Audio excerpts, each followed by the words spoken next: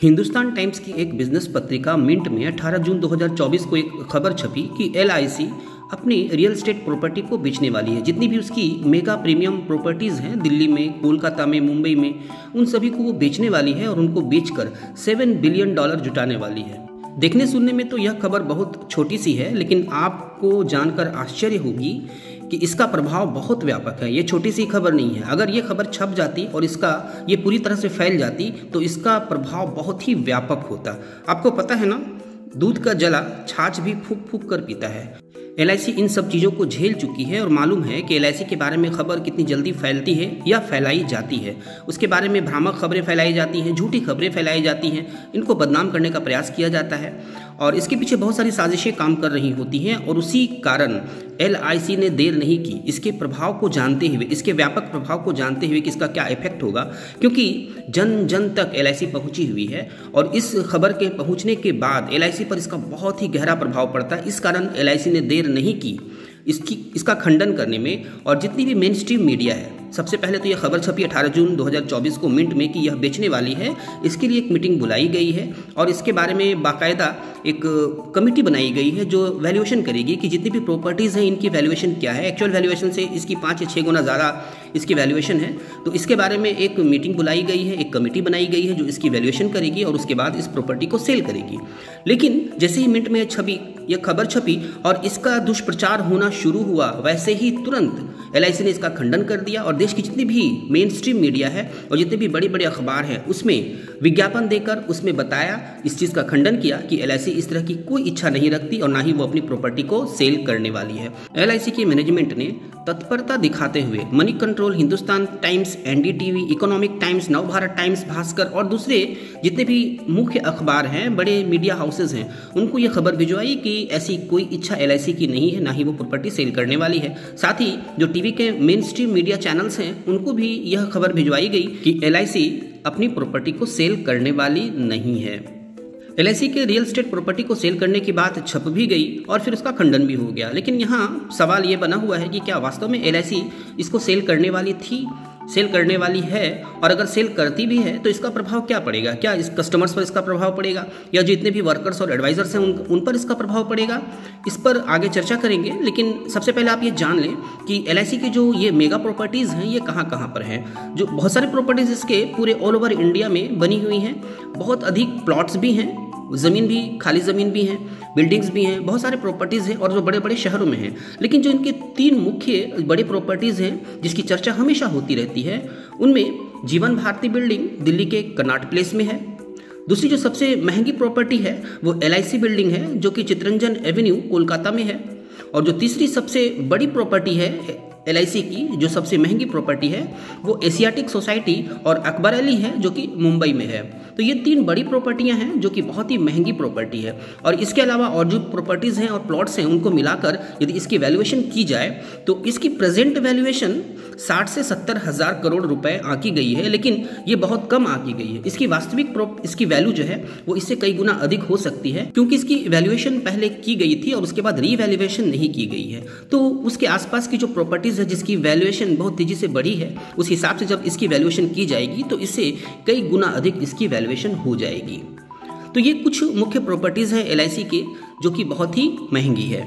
अब जैसे ही प्रॉपर्टी बेचने की बात सामने आई तो लोगों के बीच एक कोलाहल शुरू हो गया कि LIC क्यों प्रॉपर्टी अपनी बेचने वाली है।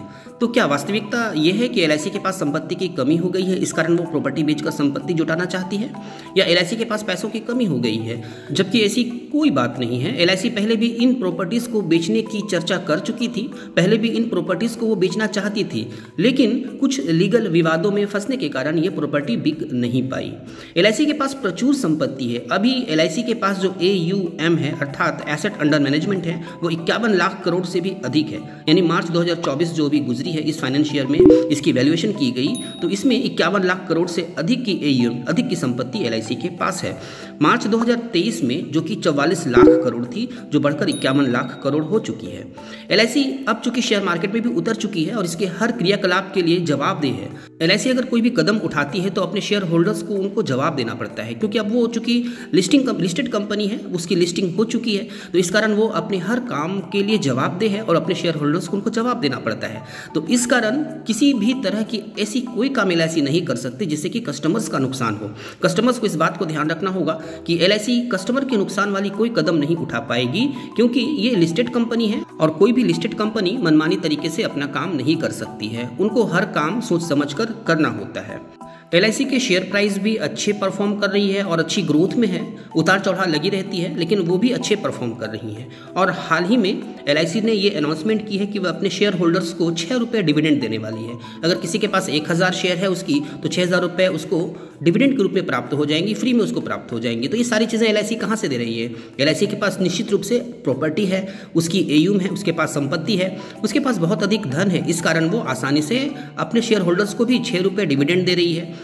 अच्छी खासी बोनस अपने कस्टमर्स को भी वो दे रही है जो LIC के पॉलिसी होल्डर्स हैं। साथ ही वो अपने कर्मचारियों और एजेंट्स का भी ध्यान रख रही है। LIC के पास संपत्ति की कमी नहीं है। तो अब चूंकि इन प्रॉपर्टीज़ को बेचने की बात आई तो लोगों के पीछे एक अफवाह फैलने लगी कि LIC के पास पैसों की कमी हो गई है, इस कारण वो संपत्ति बेच रही है, जबकि वास्तविकता से इसका कोई संपर्क नहीं है। आप सभी अच्छी तरह से जानते हैं कि 2022-23 में, फाइनेंशियल 2022-23 में LIC की जो नेट प्रॉफिट थी वो 36,397 करोड़ रुपए थी, जो कि 2023-24 में बढ़कर 40,676 करोड़ रुपए हो गई। तो इतनी तेजी से LIC की प्रॉफिट बढ़ी है। ये प्रॉफिट है, प्रॉफिट या अर्थात जितने भी खर्चे हैं उनको काटने के बाद ये LIC के पास नेट प्रॉफिट बची है, जो कि LIC की अपनी संपत्ति है। तो प्रत्येक वर्ष इतनी प्रॉफिट LIC की हो रही है, तो पैसों की कमी की वजह से LIC अपनी प्रॉपर्टी को सेल नहीं कर रही है। LIC अपने प्रॉपर्टी को सेल करने की कोशिश पहले भी कर चुकी है, लेकिन कुछ लीगल विवादों के कारण इसको नहीं बेच पाई।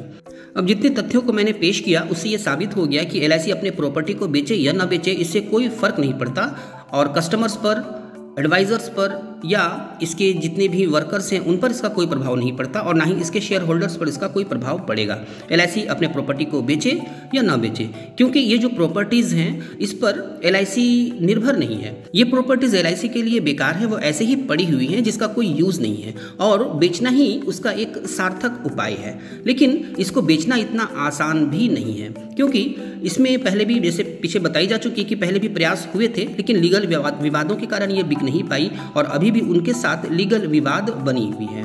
LIC जितनी भी प्रॉपर्टीज़ हैं वो बेचने के लिए इतना आसान नहीं है उनको बेचना, क्योंकि उसके लिए LIC एक्ट में संशोधन करना होगा, कानून में बदलाव करना होगा, तभी LIC इसको बेच पाएगी और इसकी एक लंबी प्रक्रिया है, एक लंबी प्रोसेस है, उसके बाद ही ये होगी। LIC अगर इसकी शुरुआत करना भी चाहती है तो धीरे धीरे इस प्रोसेस को आगे बढ़ाना होगा और एक लंबी प्रोसेस के बाद ही वो इस प्रॉपर्टी को बेच पाएगी। फिर LIC की जितनी भी प्रॉपर्टीज़ है उसमें कई प्रॉपर्टीज़ कानूनी विवादों में, कानूनी पेचीदगियों में फंसी हुई है। जो बड़ी बड़ी प्रॉपर्टीज़ हैं वो पुरानी प्रॉपर्टीज़ हैं और आसपास के जितने भी प्रॉपर्टीज़ हैं उनके साथ इनका कानूनी विवाद चल रहा है और इतनी आसानी से उनको वो बेच नहीं पाएगी। पहले उन कानूनी विवादों को निपटाना होगा, उसके बाद ही इन प्रॉपर्टीज़ को LIC बेच पाएगी। तो इन प्रॉपर्टीज़ को बेचना भी इतना आसान नहीं है, इसको बेचने में एक लंबा समय लगेगा, उसकी प्रक्रिया शुरू करनी होगी, उसके बाद ही ये फाइनलाइज होगी। तो LIC अगर इन प्रॉपर्टीज़ को बेचती है तो भी कोई प्रभाव नहीं पड़ता, नहीं बेचती है तो भी कोई प्रभाव नहीं पड़ता, क्योंकि LIC के पास खुद की इतनी संपत्ति है और शेयर मार्केट में और दूसरी जगह पे इतनी, या गवर्नमेंट के स्टॉक्स में या गवर्नमेंट के सिक्योरिटीज़ में या गवर्नमेंट के बॉन्ड्स में इतनी पैसे उसके लगे हुए हैं कि उतना ही पैसा इसके लिए सफिशिएंट है जो हमेशा इसको सुचारू रूप से जारी रख सकता है, LIC को चला सकता है। तो ये क्लियर हो गई कि LIC अपनी प्रॉपर्टी को बेचती है तो भी कोई फर्क नहीं पड़ता, नहीं बेचती है तो भी कोई फर्क नहीं पड़ता। कस्टमर्स को बिल्कुल भी घबराने की आवश्यकता नहीं है और किसी भी तरह की अफवाह अगर LIC के विरुद्ध उठती है तो ये जान लें कि किसी भी बड़ी चीज़ के खिलाफ अफवाह उठाई जाती है जिससे कि छोटी चीज़ आगे बढ़ सके। तो LIC के खिलाफ उठने वाले अफवाहों पर ध्यान न दें, बल्कि वास्तविकता को जानें। और रविंद्रनाथ टैगोर की ये शिक्षा हमेशा याद रखें कि अंधानुकरण ही मरण है, अर्थात बिना देखे बिना समझे किसी चीज़ पर विश्वास कर लेना अपने आप को नुकसान में डालने के समान होता है। तो उम्मीद है सारी चीज़ें इसमें क्लियर हो गई होंगी। यदि आपके मन में कोई प्रश्न हो, आप पूछना चाहते हो LIC से रिलेटेड, तो आप कमेंट कर सकते हैं, आपके प्रश्नों का उत्तर अवश्य दिया जाएगा। अंत में एक बात और अवश्य जोड़ दूं कि यदि आप LIC के शेयर होल्डर हैं या LIC के पॉलिसी होल्डर हैं या LIC से किसी तरह से भी आप जुड़े हुए हैं, तो निश्चित रूप से आप जान लें कि आप देश के विकास में अपना योगदान दे रहे हैं, क्योंकि LIC का अधिकतर पैसा देश के विकास में खर्च होता है, देश के इंफ्रास्ट्रक्चर के विकास में, ट्रांसपोर्ट सिस्टम के विकास में, और दूसरी जगह LIC का पैसा लगता है। तो LIC से यदि आप किसी भी तरह से जुड़े हुए हैं तो समझ लें कि आप देश के विकास के साथ जुड़े हुए हैं। अंत में आपसे अनुरोध है कि आप इस वीडियो को अन्य फ्रेंड्स के बीच ज़रूर शेयर करें, जिससे इस कीमती जानकारी को अधिक से अधिक लोग जान सकें। साथ ही इस वीडियो को आप लाइक करना बिल्कुल ना भूलें। Thank you.